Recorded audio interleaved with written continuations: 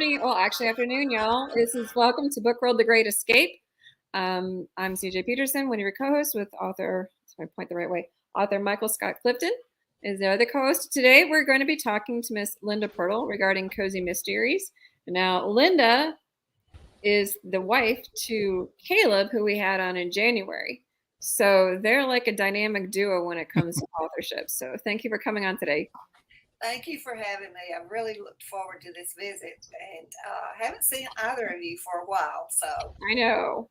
This will be really a pleasant afternoon. Yeah, you're kind of like in between us because he's way up in the northern part of East Texas. I'm kind of middle, and you guys are like smack in the middle of that. Well, we're kind of a triangle here. Yep. We just kind of wave as we go by to see Mike or go to up there. So it's kind of neat. But so Mike, how was your weekend? It's been good. We are looking forward to going to Myrtle Beach next week. See my brother and sister-in-law, and my daughter and son-in-law are coming. Unfortunately, our grandson, who's 15 months old, caught COVID. Oh no! So I think he's over it, but I don't know if he's going to be able to go now because they're complete recovery and all that kind of thing. But we're looking forward to it. And as we were talking earlier with Linda, got my garden going and enjoying working in it, and hopefully it will not burn up while I'm gone because of the heat that we're expecting next week. Well, like I said before, we've been at that heat for going actually since the beginning of May. We've been toppling over 90 degrees. So it's been a brutal summer already, and it's not even July. So I don't know. A lot of wind. Yes. I don't think I remember having this much wind for so long in the spring and now early summer. I mean, it just doesn't stop blowing. I know, but thankfully we have it because we've been spending every weekend on either a soccer field or a baseball field, and that breeze really cools it off. Yeah. When it's hot. Yeah. So, so your plans are going to Myrtle Beach next week, right? Sure. Yeah. Yep. And awesome. I was at the San Antonio Main Street Heritage Days last Saturday, and Patty Wiseman and Nancy Hudgens, that we both had on Book World, they were both there, so we got to visit, sell a few books. It was nice. Awesome. They are a dynamic duo within themselves, aren't they? Yep. They sure are. So let me see. This last weekend was playing catch up. I've been working on my book. I got to get to the editor, the new one coming out at the end of August, which is about time travel with a unique twist to it. So I'm pretty excited about that. And then my stepson and his girlfriend are coming this coming weekend. And then the next weekend, we're going to go to, and I share this with you guys, Fan Expo Dallas, to see two people in particular, Sean Eston and Nathan Fillion. That's my birthday present, because this is, those who don't know, this is my 50th birthday month-long celebration. So stuff is going on throughout the entire month. Mm-hmm. And in keeping with that, I'm also running a contest for those who are watching via YouTube. Make sure to subscribe to my YouTube channel. And then take a screenshot that you subscribed to it, and then email it to me at CJPetersonWrites. You'll be entered into a giveaway for a $10 Amazon gift card.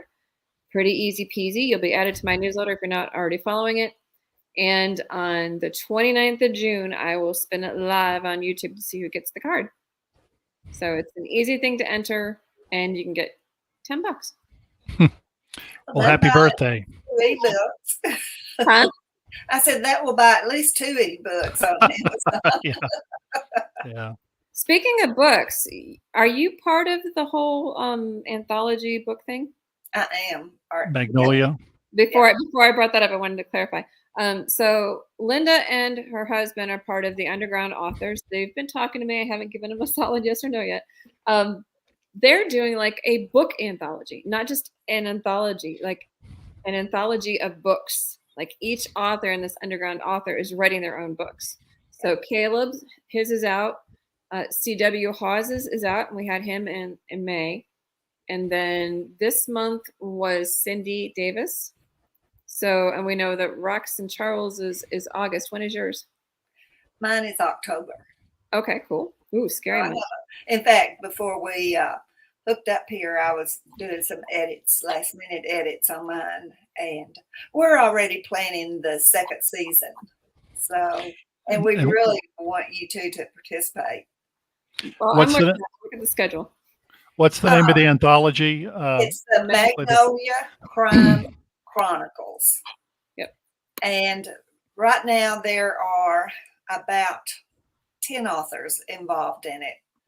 And we made up an imaginary town, of course, Magnolia Bluff.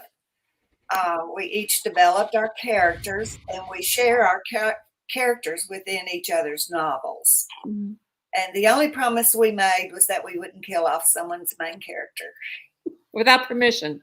I know that there was that caveat, without permission. Without permission. That's right. Well, it's interesting. It's been a fun thing to do. The whole concept is pretty cool. But, he kind of gave us the ins and outs. I'm like, because how does that even work? Because you could be working on a book and somebody else could bring, a different character in it. And you still got to work in this town that's already been established. So just the concept of it sounds really cool. It is. And the thing is, in fact, we were talking this morning, most of the books are going to end up being cozy mysteries when you get right down to it.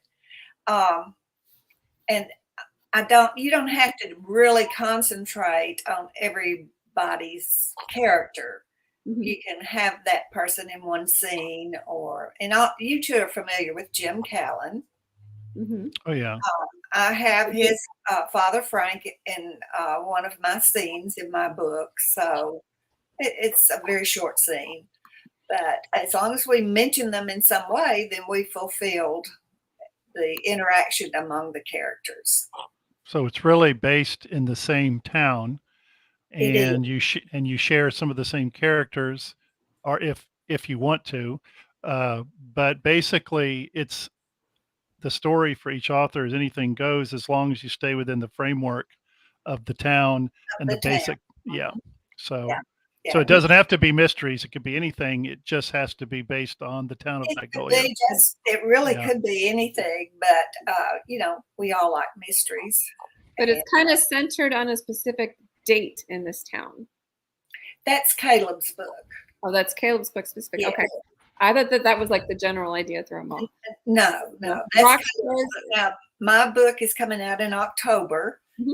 So in my book, I've just finished trick-or-treating, and we're moving into Thanksgiving. And Kelly Marshall, who is an author out in Washington State, follows me in November, and she picks up with November and all the activities that would occur during that particular month. So whatever. So you're writing for whatever month you're actually publishing. We're trying to bring in that time frame in each book.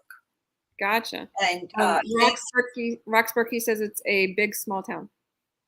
Yes, and I don't know how many seasons we can keep going, because if we keep killing everybody, there won't be anything left. Well, it's a big small town. So, it's kind of like watching Stranger Things. I would have been moved out of Hawkins, Indiana the first season. But that's, that doesn't help with the rest of the storyline. So. I just make sure when I write that none of my friends recognize themselves. There you go. So, big question, since you kind of brought it up. You said most of them are cozy mysteries. What's the difference between a cozy mystery and an actual just mystery? Well, of course, usually in a cozy mystery, there's a serious crime, murder. It's pretty serious. Mm-hmm. Cozy mysteries have been called gentle murders. Now, how can you have a gentle murder? I was going to say, how does that even work? Murder is not like any other definition. But in a cozy mystery, the dastardly crime occurs off stage. Okay. You see the results of it, but it isn't so graphic as regular thriller, suspenseful mystery would be. So the graphics have come down a few notches from an actual mystery. They are. The storyline is probably not a G, but it isn't X-rated either. So kind of PG-13. I'm sorry, what? PG-13. Maybe PG-13. Not a lot of cussing in it, curse words, but there can be a few. Usually it's a female sleuth who solves all of the mysteries. Mm-hmm. I guess in a cozy mystery, developing the characters is probably as important, if not more important, than the sequence of events. Mm-hmm. Because people have to really like that character. That character has to be believable. Let's see. Now, one of the unique characters in your cozy mysteries is a white poodle. I love dogs. So yes, in fact, I have a black and white poodle lying here on the floor beside me. Eli is unusual. I don't know if either of you know Annie Brown very well, but my very first book that I wrote, The Mahjong Murders, I had a whole chapter in that book from Eli's point of view. And she edited it. And she said, I'm sorry, but dogs don't have a point of view. So we had a big debate over that. And I said, all right, I can rip that chapter out. But yes, dogs can have a point of view. We just can't maybe understand it, but it's there. And but usually the female sleuth will have a sidekick. It may be a pet. It may be a best friend. And when I talk to people about cozy mysteries, I usually mention the Hallmark mysteries. Mm-hmm. Because just think about Aurora Teagarden. She's a librarian. In fact, my main character in the Magnolia series is a librarian, very prim and proper. She can run a business. It can be any kind of business. If, a caterer. I think Diane Mott Davidson has some cozy mysteries, and her main character is a caterer. Mm-hmm. Dying for Chocolate is one of Sally Bernithi's. Like the title. That's awesome. And so it's just, it can be just anything, really. Jinx Schwartz, who's one of our underground authors. Oh, she's very good. She's a USA Today bestseller. Mm-hmm. And in her cozy mysteries, her main character is named Hedda Coffee, who owns a yacht and stays on her yacht and has all kinds of experiences. She also has an RV motorhome. So she's a unique character that you really fall in love with when you read her books. So Linda, go ahead. Oh, I was just going to ask Linda. So with your characters that you talked about, the development of characters is important with cozy mysteries. So correct me if I'm wrong, but with cozy mysteries, the characters that actually do the sleuthing, the ones that are trying to unravel the mystery, they're not necessarily law enforcement personnel of any kind. They just happen to be characters who are inquisitive or somehow get thrust into a situation, whether knowingly or unknowingly. Is that correct? That's correct. And my main character is very nosy. Okay. I think you have to have that curiosity or be nosy. And she's not only that, she's pretty bossy. She's very independent. Mm-hmm. They have to be intelligent, Mike. Sure. As well as you wouldn't have that curiosity if you didn't have an intelligent brain. They don't have to be a college graduate, but they can be. So now, go ahead.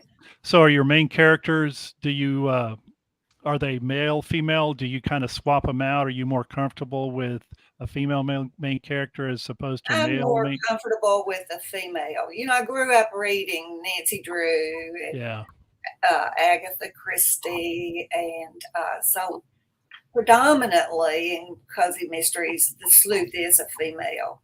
But there's a new trend right now. there are a lot of male sleuths that are the main characters in some cozy mysteries. In fact, I have quite a few male characters in this new book, mainly because I'm pulling from the other authors' characters. See. And what was really interesting, when I wrote one of the chapters and I used one of the characters, male characters from one of the other authors, I sent it to him to make sure that I was staying true to his character, because he had developed a certain personality for that character. And I wanted to keep that personality, be true to what he wanted. I see. But he picked up on something that I had done that he had not considered. He had his character, it's a very mysterious man who's come into town. Nobody knows his history or his background. He's a very wealthy man, owns a coffee shop that no one ever goes into except this group of round table. And I got this idea, the round table group, from a restaurant in Lindale, because you know what a faux pas is. I mentioned to one of my friends about the old nosy gossips who go to this one particular cafe and meet every morning for coffee and talk about everybody in town. And she said, "Oh, that's where my husband goes every day." So I have that group of characters in this story. And the way I had portrayed the other author's character, he said, "I really kind of like what you did with him, because that makes him more likable." So, kind of gives you a different perspective on your own character. That's kind of cool. And it's kind of like if you are an investigator and you're trying to get the facts about an accident, and you interview about 3 witnesses, you're not going to get the same perspective from each of those people. Correct. So when you read, Caleb and I have talked about how you should describe your character as far as physical characteristics and what have you. And he's a real advocate of that. But there are other authors who believe that really isn't necessary. You write the story and let the reader develop his or her opinion and visualize that person. And do you have your minor characters? Do you have what kind of relationships in a cozy mystery? I know that it's not in the romance genre. Is it just pals, friendships, sidekicks? Mike, I think there needs to be an element of romance in everything, including whether your sidekick in a cozy mystery is a relative or a good friend.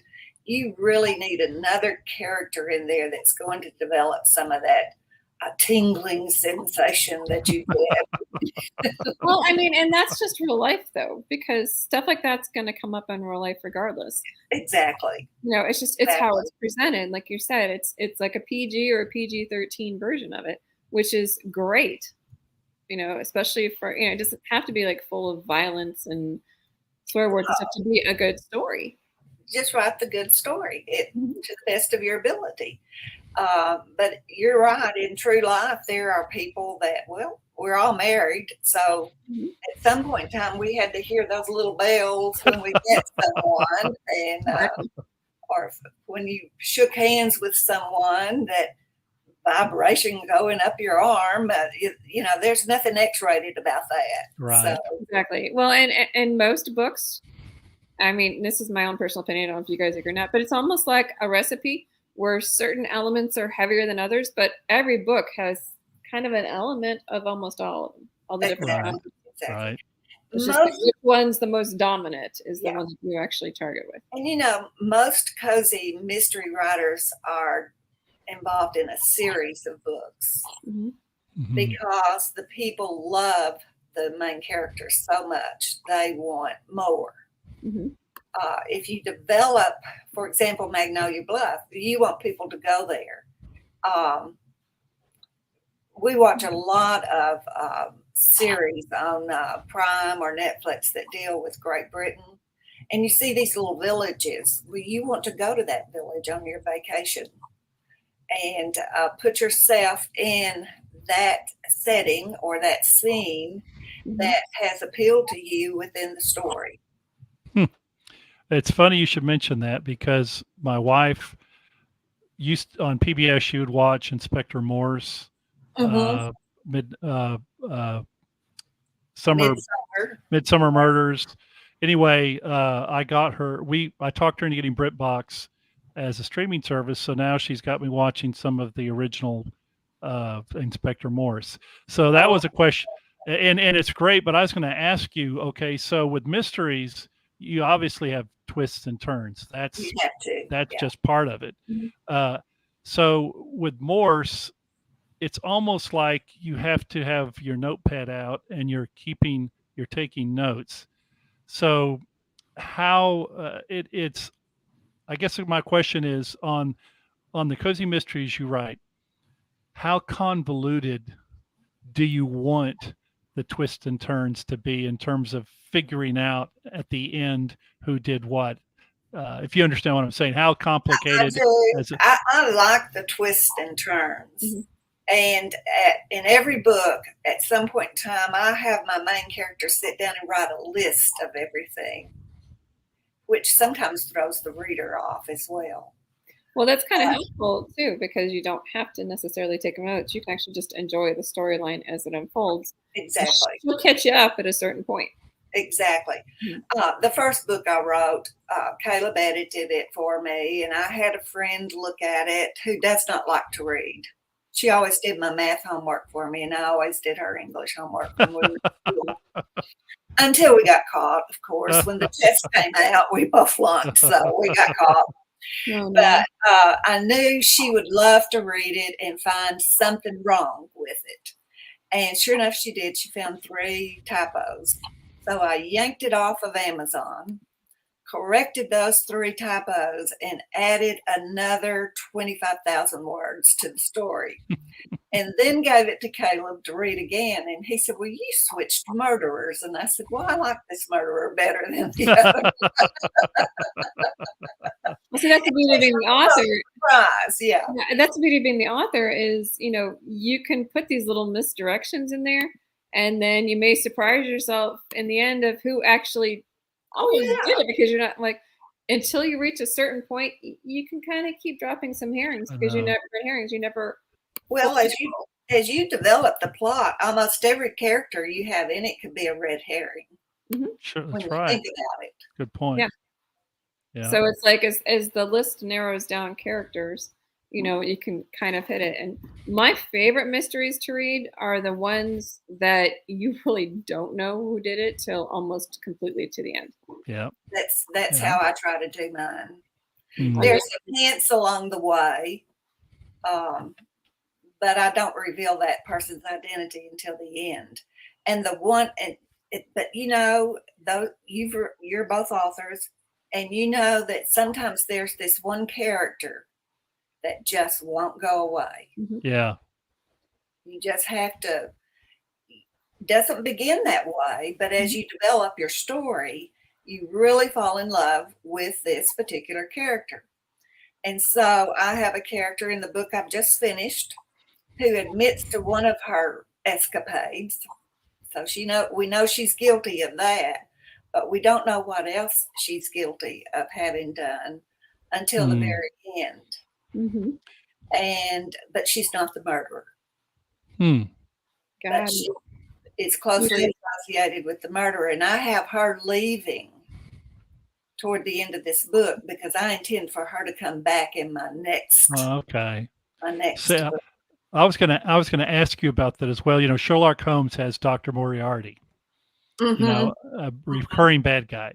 So, do you have in your cozy mysteries? Do you have a recurring bad guy or bad girl that I do comes back?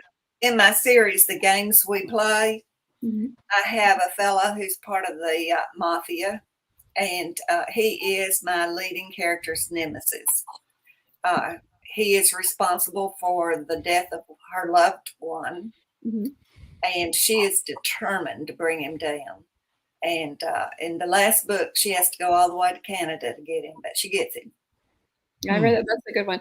So we have a little bit under 5 minutes left. Is there any advice that you would give for any authors who are wanting to write like a cozy mystery? Kind of like one really good nugget to take away? I would say think back on the other cozy mysteries that you have read.